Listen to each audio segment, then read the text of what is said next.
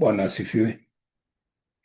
Kwa hivyo ni wakati mzuri. Mimi ni Pastor Dr. Joseph Karanja wa Rehoboth Harvest Ministry hapa kijiji cha Allentown katika Pennsylvania, United States. Tunahubiri katika kanisa la Rehoboth Harvest Ministry. Kwa hivyo leo tunakuja tena kuendelea na somo letu katika kuwa wanafunzi wa Yesu ama wanafunzi wa Yesu Kristo.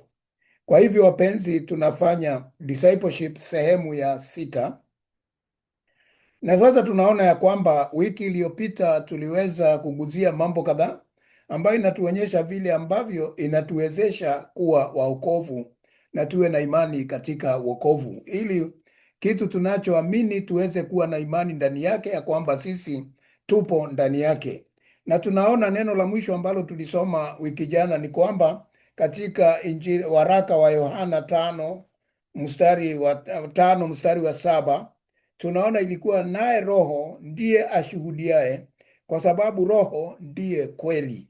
Kwa hivyo hiyo ndio tulitamatisha nayo, na unaona ya kwamba ukijua ya kwamba umeokoka na kudhibitika ndani yake, yule ambaye atadhibiti ya kwamba wewe kweli umeokoka ni Roho, kwa sababu yeye ndiye mshuhuda. Watu wengine hawezi kukuthibitishia ya kwamba umeokoka. Hapana, ni Roho Mtakatifu akiwa ndani yako ndio atakujulisha ya kwamba na kweli wewe umeokoka, kwa sababu ya imani ulio naye na unaamini ya kwamba umeokoka.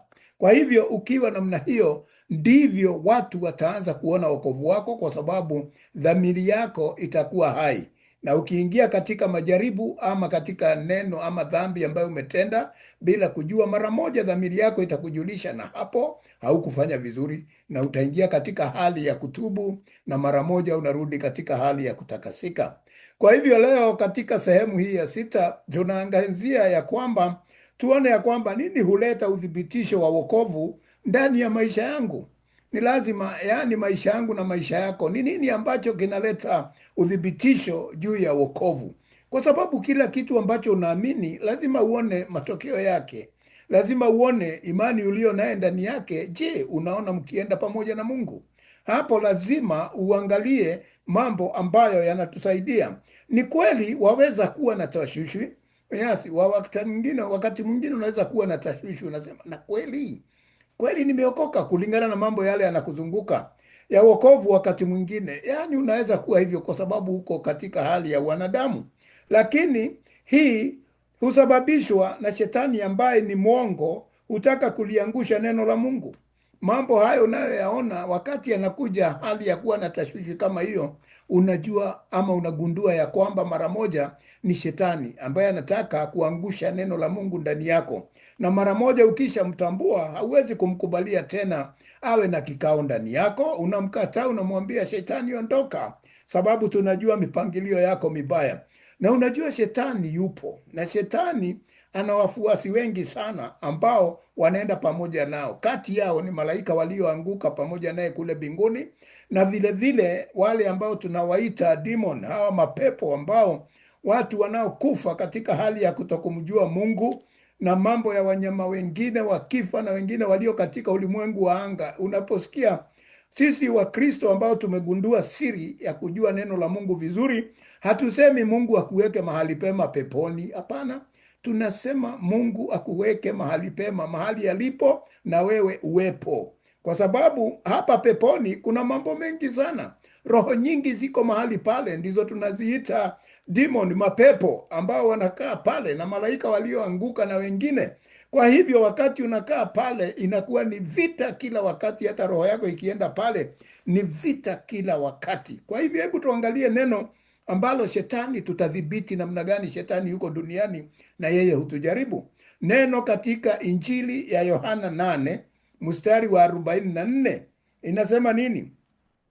Ninyi ni wa baba yenu, yani ninyi mmezaliwa na baba yenu Ibilisi. Yani wale watu ambao hawajaamini, hao wana baba yao. Baba yao anaitwa Ibilisi, ni jina lingine la shetani. Kwa hivyo na tamaa za baba yenu ndizo mpendazo kuzitenda. Yani tamaa zile baba yenu anafanya, ambaye amewazaa, ambaye ni Ibilisi, Hivyo ndivyo mnapenda kufanya, na mambo yake mnajua, mambo ya Ibilisi ni mambo ya mwili kuharibu, na mambo mengine ni dhambi. Yeye alikuwa muuaji tangu mwanzo. Watu ambao baba yao ni Ibilisi, baba yao ni Shetani, yeye alikuwa muuaji tangu mwanzo, kwa sababu alianza vita kule mbinguni, na wengi walikufa katika ulimwengu ule, na vile vile hata katika ulimwengu huu aliua hata Adamu na Eva kukaa katika shamba la Edeni kwa amani kwa sababu ya uongo. Kwa hivyo wapenzi, na mambo mengi, Kaini aliua ndugu yake. Yani unaona, shetani alifanya haya tangu mwanzo. Kwa hivyo si kuanza anaanza, lakini wewe ukimfuata, wewe ukimkubalia awe ndani yako, utafanya kama yeye, kwa sababu tangu mwanzo alikuwa anafanya hivyo. Wala hakusimama katika kweli, kwa kuwa hamna hiyo kweli ndani yake. Hakuna wakati wowote shetani huongea ukweli. Kwa hivyo, kwa sababu kweli haiko ndani yake, kweli iko ndani ya Mungu, kwa sababu kweli ni roho. Kwa hivyo wapenzi, wakati shetani anasema ninakuambia ukweli, ama unaamini jambo ambalo anakuambia ukila ama ukifanya jambo hili utafaulu, na unajua ni jambo mbaya, akikwambia iba pesa hii, iba kitu hiki, iba mpaka huu, fanya namna hii, mambo ambayo ni kinyume, utajua ya kwamba ni uongo, kwa sababu haimo kweli ndani yake. Yeye hana kweli wakati wowote, yeye ni muongo, kwa sababu alidanganya hata wengine kule mbinguni, akawaambia tutashinda, kiti cha Mungu tutakalia, na kumbe mwisho wake wote wakaanguka na wakatoka, kwa sababu hakuna angeweza kumshinda Mungu aliyewaumba. Kwa sababu hiyo alianza uongo tangu zamani, hata kabla Mungu hajaumba mwanadamu. Kwa hivyo asemapo uongo husema yaliyo yake. Yeye husema mambo ya uongo yaliyo yake. Kwa hivyo wakati anaongea si mambo ya Mungu, yeye huwa anaongea yaliyo yake. Hebu kumbuka alivyokuwa anaongea pale wakati alienda mbinguni, akakuta malaika wa Bwana wakiwa wamerudisha ripoti, yaani kwa Bwana kule katika kiti cha enzi, wakati ambapo ni wakati wa Ayubu. Utaona ya kwamba yeye aligoja waseme yao, na baadaye yeye akakuja na mambo yake, akionyesha ya kwamba hata Ayubu hampendi Mungu, Mungu ndiye amemwekea ule ulingo, ndiye amemwekea fensi ya kumzunguka ili asipatikane. Na hapo hayo ni mambo yake, kwa sababu tayari Mungu alijua yule mtu wake anampenda. Ayubu anampenda kwa roho moja, na alikuwa na imani ndani ya Ayubu, na alikuwa anashuhudia, kama vile tumeambiwa ya kwamba wokovu wako utashuhudiwa na roho. Kwa hivyo wapenzi, naye Ayubu aliweza kushuhudiwa na Mungu mwenyewe, na ndiyo Mungu akatoa ruksa, akamwambia basi nenda ukafanye chochote ufanyacho na yeye, lakini usiguze uhai wake. Kwa hivyo wapenzi, mambo yote shetani anayokuambia ujue yanatokana na yeye mwenyewe, wala kweli haimo ndani yake. Kwa sababu yeye ni muongo na ni baba wa huo. Yeye ni muongo na ni baba ya huo. Baba ya nini? Baba ya huo uongo. Yeye ndiye baba yake. Na kwa hivyo wapenzi, ukiona mahali imeandikwa baba yake uongo, sikujue kuna waongo wengine wadogo wadogo na kina wake. Kwa hivyo shetani ana mke ambao wanazaa naye watoto ambao ni waongo. Kwa hivyo wapenzi, akiitwa baba wa huo uongo ni kuonyesha ya kwamba huo uongo unazaliwa, unaongezeka katika ulimwengu. Ndiyo maana ulimwengu wakati huu kumejaa watu wengi waongo, watu wanafiki, watu ambao hawaaminiki, wameongezeka kwa sababu shetani anaendelea kuzaa kizazi chake cha hatari cha uongo, ambacho kinaenezwa na roho mbaya wa yule Ibilisi ambaye iliingia ndani ya Kaini akamua ndugu yake. Na ukumbuke Kaini hakuuawa. Kaini hakuuawa na Mungu, aliambiwa awe anazunguka ulimwenguni kote. Kwa hivyo wapenzi, ninakwambia nini? Roho ya uongo ipo na inaendelea kuongezeka. Na kwa hivyo wapenzi, ikiwa umeokoka na umemjua Mungu na umedhibitika ndani ya wokovu, wakati unasikia sauti ya uongo, unajua mara moja, basi roho aliye ndani yako, dhamiri yako inakuambia hapo hauenendi vizuri, na mara moja unarekebisha. Kwa hivyo ujue shetani yupo. Shetani sio hatubahatishi, shetani yupo kabisa. Na tukiangalia neno katika kitabu cha Mwanzo 3 mstari wa 1, tunaona basi nyoka alikuwa mwerevu kuliko wanyama wote wa mwitu aliowafanya Bwana. Kwa hivyo unaona, umepewa hapa habari ya huyu nyoka. Huyu ni mfano tu, ni nyoka, ni kiumbe ambacho kiliumbwa na Mungu, na kiliumbwa vizuri kama sisi wote, kama vile aliumba vyote, lakini kilikubalia nini? Bwana Mungu akamwambia mwanamke ati hivi ndivyo alivyosema, msile matunda ya miti yote ya bustani. Kwa hivyo aliingia hii roho, kwa sababu shetani Lucifer, ibilisi ni roho, na aliingia ndani ya nani? Aliingia ndani ya nyoka, ambaye nyoka alikuwa na kiburi sana. Unajua nyoka naye kiburi chake ni kingi tu.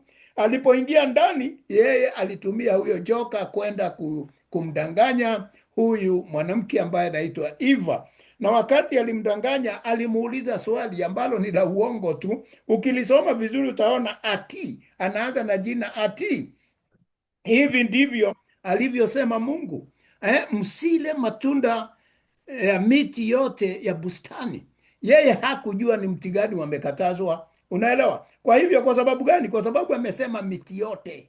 Yeye amesema miti yote, lakini Mungu alikuwa amesema miti miwili iliyokuwa pale katikati, mti wa kujua mabaya na mazuri, kwa hivyo na vile vile mti wa uzima. Kulikuwa na miti miwili tu walioambiwa juu yake, lakini hawakuambiwa wasile mti wa uzima, waliambiwa wasile mti ule wa kujua mambo mazuri na mambo mabaya. Kwa hivyo wapenzi, shetani hakujua ni mti gani walikuwa wameelezwa, ndio akasema kwa wingi miti yote ya bustani. Sasa nani alidanganywa? Ni Eva. Akafikiria hiyo miti yote ya bustani, akakumbuka aliyokuwa ameambiwa, akasema hapana, tuliambiwa tu tusile mti huu. Ndio akamwelekeza shetani kwa ule mti waliambiwa wasile. Kwa hivyo unaona uongo wa shetani ni mwerevu tu, anakuja kwa njia ya werevu sana. Haji direct, haji mara moja kwako, anakuja kwa polepole tu, anakuingiza mpaka unaingia mahali ambapo anataka. Kwa hivyo wapenzi, unaona mara moja ndipo huyu Eva, mama wa uhai wote, ndipo aliweza kutanganyika, kwa sababu alikuja kwa jina ya miti mingi, naye akamweleza kwa ule mti mmoja. Kwa hivyo wapenzi, tulikuwa tunaona ya kwamba nyoka vile alivyotenda kwa sababu ya uongo wa shetani, akatumiwa na akaweza kufanya watu wote wakatenda dhambi kupitia Eva. Kwa hivyo wapenzi, ujue nyoka ni mwongo, na si nyoka, ni hasa ni roho ambaye anaingia ndani yake, ambaye ni ibilisi, ambaye anaweza kuingia hata ndani yako, hata mtu mwingine, na aweze kutumika, kwa sababu ibilisi hautamuona kwa macho, ni pepo, ni roho.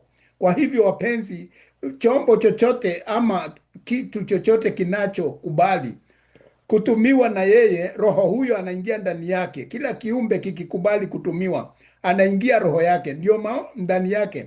Ndio naona waganga na wachawi na wengine, wakati wanaongea mambo yao ya kuganga na mengineo, kuna roho anaingia ndani, na roho huyu ndio anasaidia kuganga. Na sisi ambao ni manabii wa Mungu, wakati tunatoa unabii, ni roho wa Mungu anaingia ndani yetu, kwa sababu roho hawezi fanya kazi yoyote bila kutumia kiumbe ambacho kitakubali roho huyo aingie ndani yake. Kwa hiyo ndiyo sheria, tunaita sheria ya ulimwengu wa kiroho. Ulimwengu wa kiroho unasema ya kwamba roho hawezi kutumika ama kuongea bila kutumia kiumbe ambacho kitakubali aingie ndani yake, nacho kiumbe hicho ataongea akiwa ndani ya hicho kiumbe. Kwa hivyo wapenzi, nawaambia nini? Nawaambia ya kwamba ukikubali roho mbaya kuingie, kwa mfano roho wa hasira aingie mara moja, utakuta unatusi mtu, unaongea maneno ambayo haukupenda kuongea, na mara moja ukimaliza tu unasikia umehukumiwa mara moja. Roho wa Mungu anakuhukumu, anakuambia na umekosea, umeongea vibaya, na mara moja wewe ukiwa mtu wa Mungu utaingia katika hali ya kutubu na kuomba Mungu msamaha. Kwa hivyo wapenzi, ndio maana tunasema ya kwamba ujihadhari sana. Roho sio kijana ambaye mtacheza naye, sio nini. Akiingia anaweza kukuharibia mambo mengi sana. Wakati unasikia mtu aliua, wakati aliua, kama alikuwa amepanga ama hakupanga, kuna mambo mawili unatakiwa kujua. Kwanza, kama hakupangilia, huyo roho alimuingia mara moja, akaona yule mtu, akaingiwa na chuki, akamdharau, akachukua chombo, kitu kilichokuwa karibu, akamgonga. Ama alipigwa ama aliadhibiwa, mara moja akachukua kitu cha kujisaidia, ama akamtupa yule mwingine. Hiyo roho ndio inaingia mpaka inasababisha kifo. Ama mwingine anapangilia, anapanga kutoka kwake, anabeba bunduki ama kisu ama panga ama kingine, na anasema leo lazima nitamuua fulani, nimnyang'anye shamba. Kwa hivyo ni roho huyo wa ibilisi anaingia, unapangilia, na kama hujapangilia anakuingia mara moja, wakati ambapo hauna uhakika na umekasirika, na unatenda kitendo ambacho kinasababisha wewe uingie taabani. Na kuambia ya kwamba ukitaka kuishi maisha mazuri kama mtu wa Mungu, ni lazima dhamiri yako iwe hai. Kila wakati ukiona mtu amekukasirisha, usikimbie kukasirika na usikimbie kuongea. Mara moja tunasema ya kwamba mtu wa Mungu haongei kwa haraka, kwanza hunyamaza, ndio ajue mwelekeo wa yule mtu ambaye anaongea naye ana roho gani. Akiona ni roho ya kashfa, roho ya kumtusi, roho ya kumfanya kasirike, roho ya kumfanya mambo mabaya, yeye anajinyamazia na anaondoka mahali pale mara moja, kwa sababu akiongea ni kama kuongeza kuni ndani ya moto, na yeye atafika mahali ya hasira, na basi pale shetani atakuwa ameshinda. Kwa hivyo wapenzi, unaona ya kwamba mfano mzuri ni usome katika kitabu kwa mfano cha Ayubu. Utaona ya kwamba Ayubu ijapokuwa alikuwa anapitia mambo magumu, mambo ya aina tatu. Kwanza, mali yake ilikwisha. Kwanza, watoto wake waliisha, kitu ambacho ni hatari sana. Mambo haya yanapoenda yakiisha mara moja, alafu wanyama, utajiri wake, nini, ni shetani anataka aende akasirike, akasirike, akasirike. Lakini yeye aliweza kuwa mvumilivu mpaka dakika ya mwisho alipoishiwa na kila kitu. Aliona kila kitu kimekwisha, watumishi, watoto wake na mali zake zote. Ndio alisema nini? Alisema nilizaliwa uchi na nitarudi uchi. Kwa hivyo akamshinda shetani. Na ndio sasa wakati majaribu yanakuja ya marafiki, sasa shetani anatumia marafiki zake kuja kujaribu kumwonyesha umekosa, una dhambi, kwa sababu tayari ana uchungu katika mwili. Kwa hivyo wapenzi, yeye alisimama imara, ijapokuwa kwa hasira, alijikinga mpaka dakika ya mwisho. Mungu akamzawadisha mara mbili ya vile alivyokuwa. Kwa hivyo wapenzi, wakati ambapo unajaribiwa, usiwe mtu wa kukimbia kuwa na hasira. Mtu wa Mungu hunyamaza, na ukisikia hasira zimepanda, ondoka mahali pale, kwa sababu ukinyamaza kimya, hakuna mtu anaweza kukuhukumu, kwa sababu hakuna neno limetoka. Neno ndio hufanya mtu ahukumiwe. Neno ndio huleta shida, likiwa limetoka upande wa Mungu ama limetumiwa na yule ibilisi kutoka ndani yako, katika zile akiba, zile katika matumbo ya mtu mwenye imani, katika vilindi inatoka. Basi ikitoka neno mbaya, inakuwa mambo mabaya. Kwa hivyo jihadhari sana. Huyu shetani tumeambiwa ndio baba wa uongo, na kwa hivyo ana tutoto twingine tu demon, tunaweza kukudanganya useme huyu ni mtoto anasema, hata ajui mambo mengi sana. Ni pepo, kwa sababu amezaliwa na ibilisi. Kwa hivyo jihadhari sana. Akija kwa sauti ya upole, sauti ya nguvu, yeye huja polepole, kwa sababu anajua watu wa Mungu ni watu ambao roho yao yuko hai. Lakini roho yako haiwezi kuwa hai kama hausomi ama hausikizi neno la Mungu. Kwa mfano, hii discipleship tunafanya ni muhimu sana kwako uweze kuishika vizuri na kukaa vizuri na kujipanda kuwa na msingi imara katika neno la Mungu, ili sauti yoyote iliyo kinyume na Mungu unaijua mara moja. Kwa hivyo watakiwa kufanya yafuatayo ili wewe ili uwe na udhabiti katika wokovu. Mambo yale unatakiwa kufanya ni haya yanayofuata, ili udhabiti wako katika wokovu uweze kuwa unaendelea kukamilika. Kwa hivyo jifunze au soma neno la Mungu. La wokovu wako unategemea vile Mungu amesema.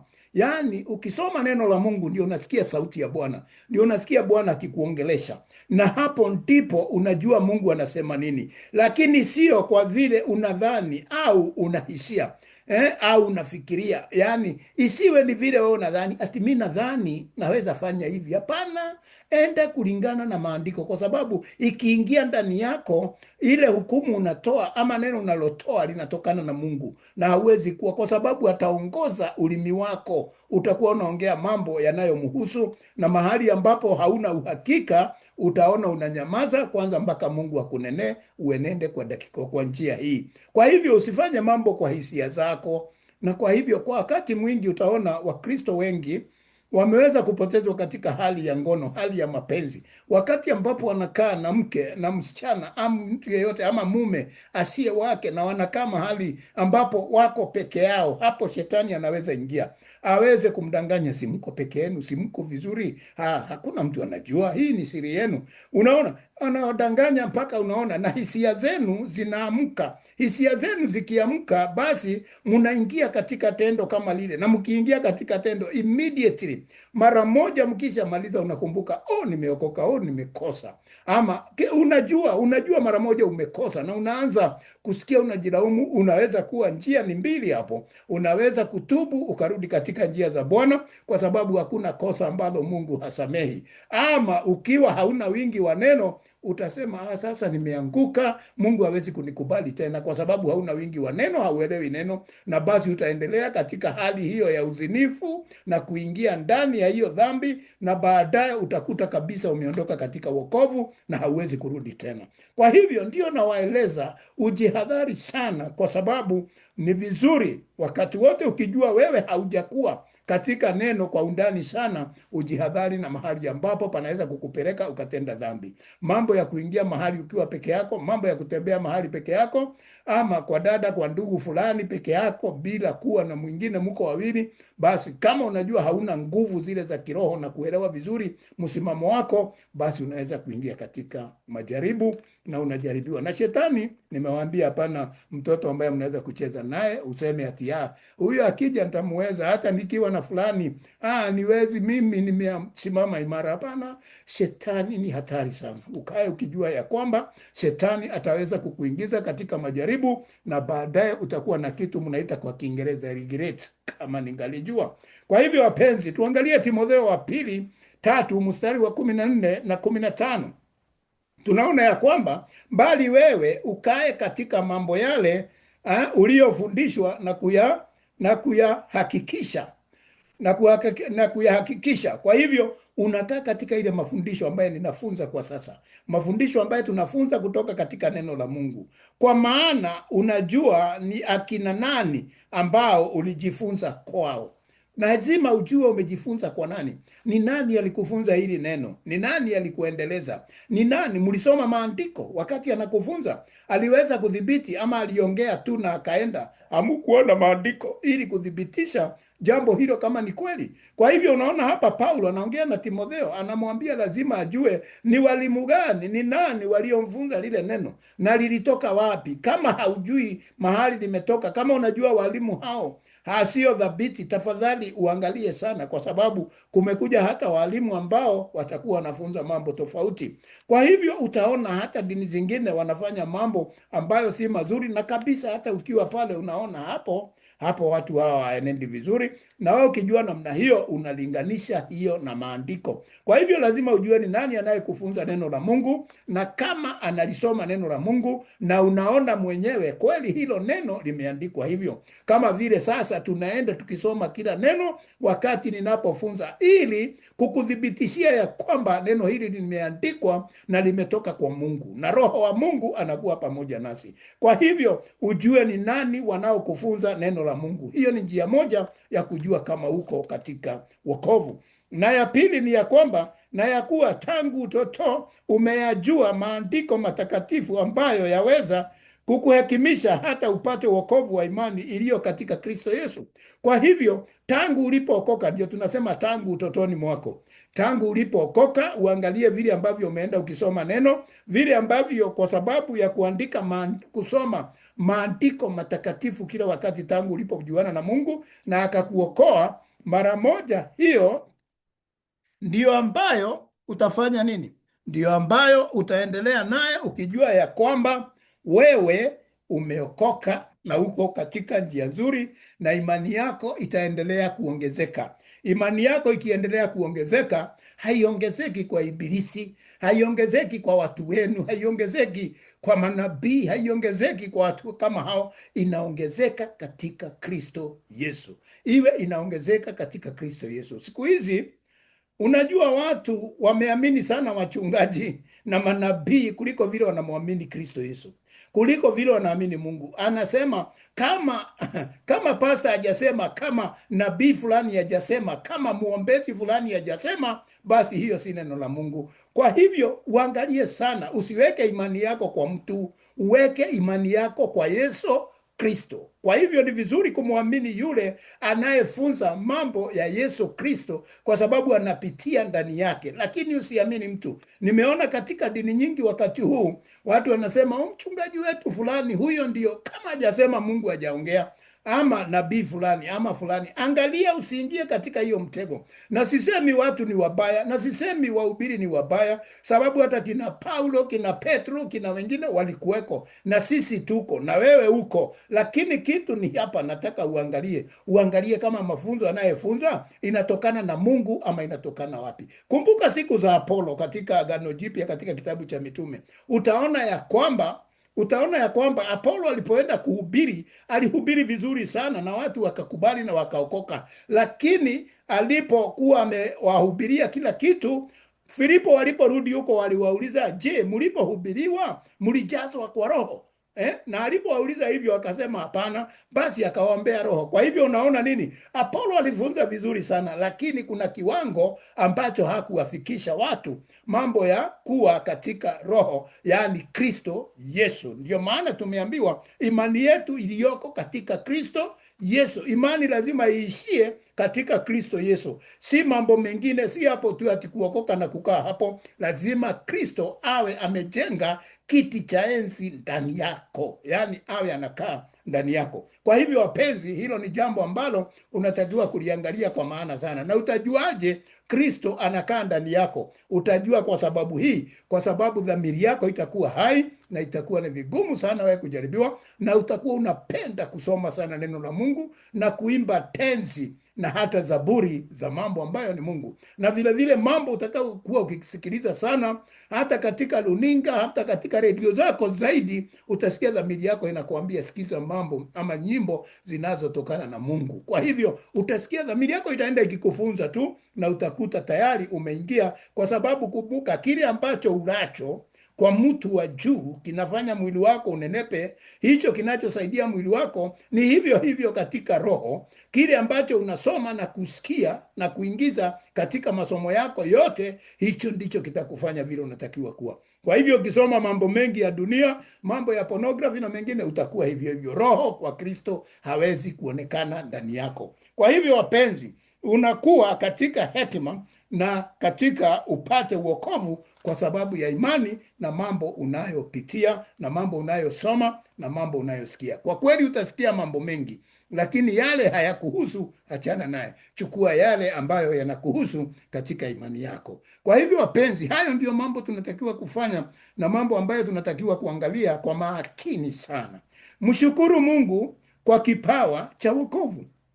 Ukishajua namna hiyo, ni vizuri wakati wote kuwa mtu wa kushukuru, mtu wa kumshukuru Mungu, kwa sababu tumepewa hii wokovu kwa neema tu, kwa sababu sisi tulikuwa watenda dhambi. Miili yetu imefanyika dhambi, imejaa majaribu ya kila aina. Kwa hivyo wapenzi, nataka kukuambia kwamba Mungu wetu ni Mungu wa mpango. Mungu wetu ni Mungu wa mpango. Usione kama Mungu hana mpango. Mungu hata kukuumba wewe vile ulivyo ni mpango wa Mungu. Kwa sababu unaona, unakula chakula kinaenda tumbo, lakini wakati wa kutoka, kwa sababu kimefanyiwa kazi, hakiwezi kutokea kwa mdomo. Na kikitokea kwa mdomo hauwezi hata kukikaribia. Kina njia, kimetengenezewa na Mungu kitokee kwa njia hiyo, hata ikiwezekana usione. Kwa hivyo wapenzi, Mungu ni Mungu wa mpango. Na hapa mfano tu, na mambo mengine, mambo unayosikia, mambo unayoona, Mungu amekupa hekima, ndio hii ya Roho, uweze kutambua mambo mema na mambo mabaya, uweze kuishi maisha mazuri. Tukiangalia neno katika Warumi 6 mstari wa 23, tunaona ya kwamba kwa maana mshahara wa dhambi ni mauti.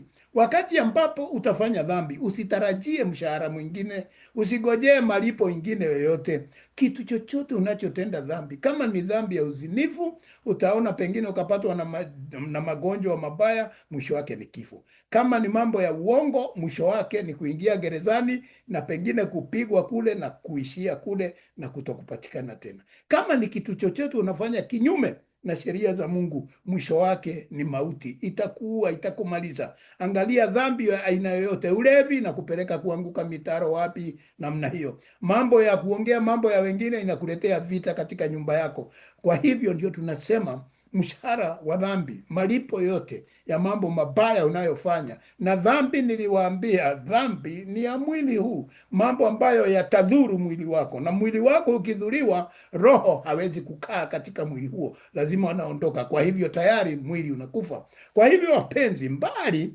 karama ya Mungu, karama ya Mungu, zawadi ambayo Mungu anakupa ni uzima wa milele. Ukiweza kusoma neno la Mungu, ukiweza kukaa katika njia za Mungu, ukiweza kuwa mtu anayetafakari mambo ya Mungu nyakati zote, basi wewe utakuwa na uzima wa milele ambao ni uhai ambao Mungu atakupa ati baada ya mwili huu ukishindwa kuweka roho, yaani ukifa wakati wa kufa, yeye roho ataendelea kuishi. Ndio anasema katika Kristo Yesu Bwana wetu.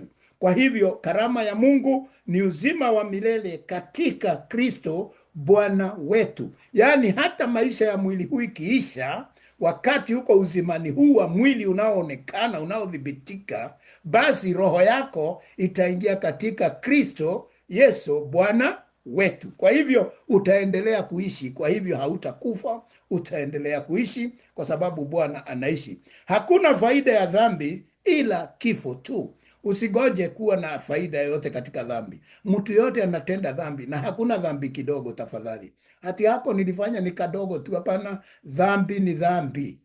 Dhambi ni dhambi, na dhambi ya kurudia kila wakati. Unasamehewa leo, tena kesho unarudia hiyo, unasamehewa tena hiyo, unarudia. Inafika wakati Mungu anaona wewe umekuwa shingo ngumu, anaachana na wewe, kwa sababu wewe hauachi dhambi, kila wakati unarudi pale pale. Ni kama mtu akirudi, ndio pale anatuambia ni kama watu kurudi katika matapishi kama mbwa. Ndio anatueleza hiyo katika kitabu cha Ufunuo wa Yohana. Tusiwe mbwa katika imani, tusiwe mbwa ambao tunarudia ile mambo Mungu alitukataza, akatusamehe, akatuweka katika uzima, tukaingia katika ufalme wake, alafu sisi tena tunarudi kula matapishi nyuma, mambo ambayo Mungu alituambia hayo ni mabaya, hayo si mazuri, usifanye haya, usifanye hiki, alafu tunarudi kufanya hiyo. Hiyo ni mbaya, ni kula matapishi, na wewe utamsumbua Mungu. Na mtu akila matapishi mengine huwa tayari yameanza kuganda, yameanza kuwa na sumu, yameanza, ukiala tena yatadhuru mwili yako na kukuletea kifo. Kwa hivyo wapenzi, tujihadhari sana, tusirudi katika dhambi. Tuombe kila siku Mungu atuweke tukiwa watu ambao tumetakasika mbele zake. Mungu, tukiangalia katika neno la Mungu katika kitabu cha Wakorintho wa pili 9 mstari wa 15, tunaona hii ni thibitisho ya imani yetu. Hii ni thibitisho ambaye ni ya imani yetu. Unaona, neno la Mungu limechukua nafasi ya kutufunza kila jambo. Mungu ashukuriwe kwa sababu ya kipawa chake. Yaani tumshukuru Mungu kwa sababu ya kipawa hiki cha uzima ambacho ametupa katika Warumi 6 mstari wa 23. Kwa hivyo inasema nini? Tusichoweza kukisifu kama ipasavyo.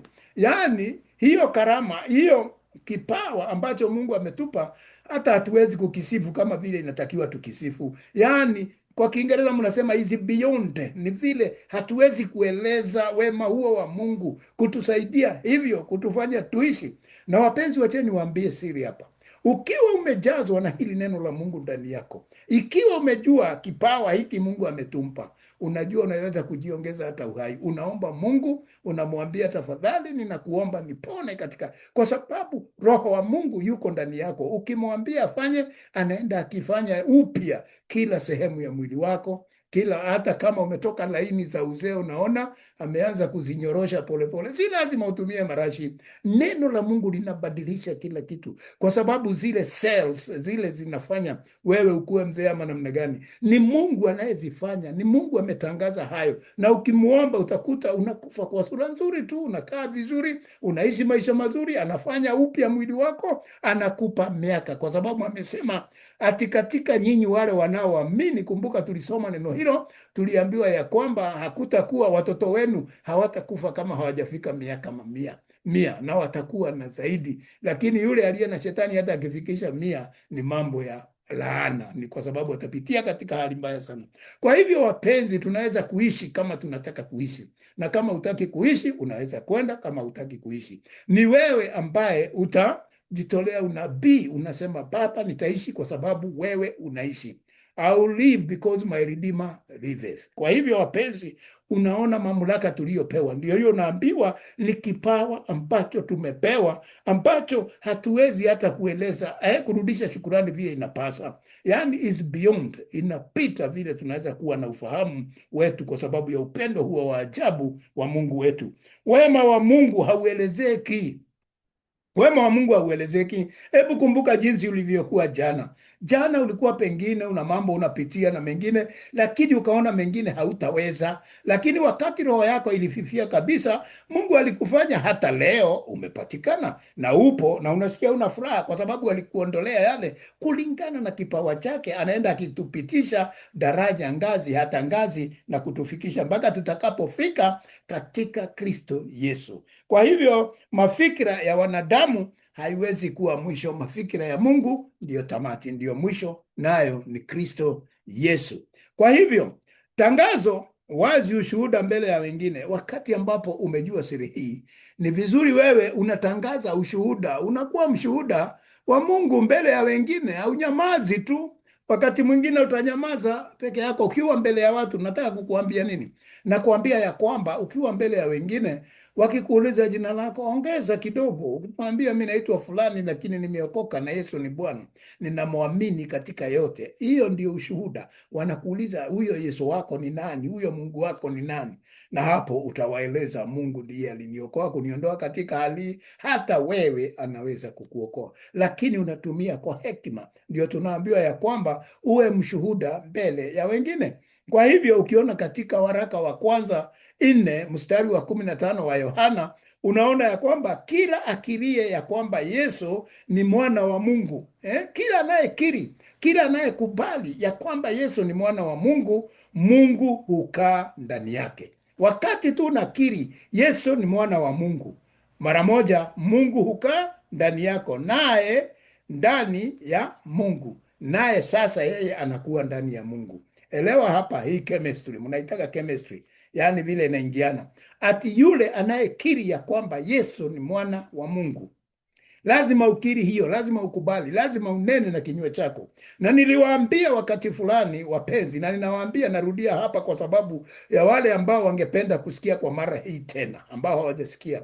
Wakati Mungu alituma mwana wake wa pekee, hakuwa Yesu anakaa huko, hapana. Yesu alikuwa ndani ya Mungu, ni roho ya Mungu.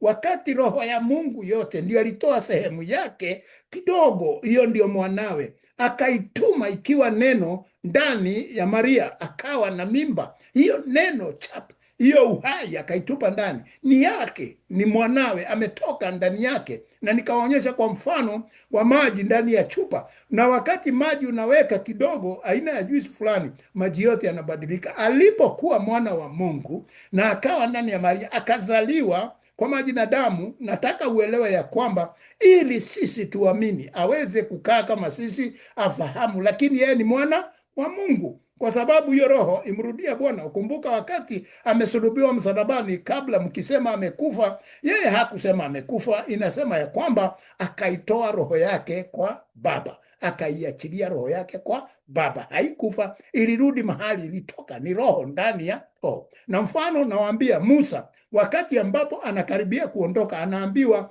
amuite Joshua, amwekelee mikono, roho aliyo nayo ampe sehemu yake, ampe kipimo fulani yake ya hiyo roho, kwa sababu Joshua hangeweza kuchukua roho yote ya Musa, hangeweza, kwa sababu Musa alikuwa na wingi wa Mungu ndani yake. Kwa hivyo na Mungu alimtumia kama yeye. Kwa hivyo sasa akaambiwa, ukisoma katika kitabu cha Hesabu 27-28 hapo utaona ya kwamba akaambiwa amwekelee mkono, ili roho aliyo naye ampe sehemu ya hiyo roho, kipimo fulani. Kwa hivyo wapenzi, huyu Yesu mwana wa Mungu ni roho wa Mungu. Kwa hivyo ni mwana wa Mungu, unatakiwa kukiri ni mwana wa Mungu. Na ndio maana aliposulubiwa baadaye, alikuja akaja akawakuta chumba cha juu, akawajaza, ili sasa watende kazi kama vile ilivyokuwa mwanzoni kule mbinguni, roho wa Mungu akiwa ndani yao. Na ndio wakajazwa katika kitabu cha Matendo ya Mitume 2. Walipojazwa sasa akakaa ndani yao. Na kwa hivyo anasema nini? Wewe ukiamini, ukikiri namna hiyo, Mungu atakaa ndani yako, yaani roho ya Mungu hiyo itakuwa ndani yako. na wewe utakuwa ndani yake, naye ndani ya Mungu. Yaani wewe unayeamini utakuwa ndani ya Mungu. Kwa hivyo wapenzi, ni vizuri kuelewa hivi, na wewe na Mungu mtakuwa mmoja.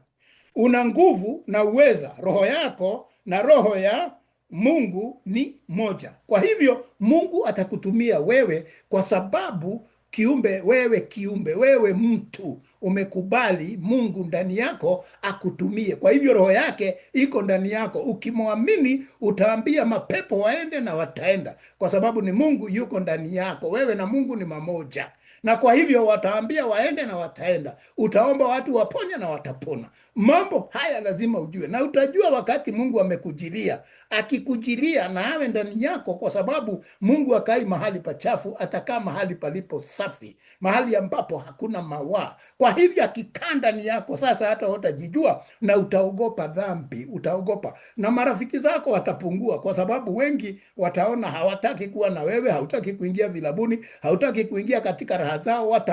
Utaona tu wanapungua polepole, na wanakuja kwako wakati wana mahitaji. Kwa hivyo, kwa sababu wewe na Mungu ni mamoja, kwa hivyo lazima kutakuwa na utofauti. Haiwezi kuwa kama vile ilivyokuwa hapo mwanzoni wakati mnachangamana nao. Watatoka polepole, lakini wakiwa na haja watakuja kwako. Hapo ndipo unajua wewe una Mungu. Na kwa hivyo katika Mathayo 10 mstari wa 32 inatuambia nini? Basi kila mtu atakaye nikiri mbele ya watu, nami nitamkiri mbele ya Baba yangu aliye mbinguni.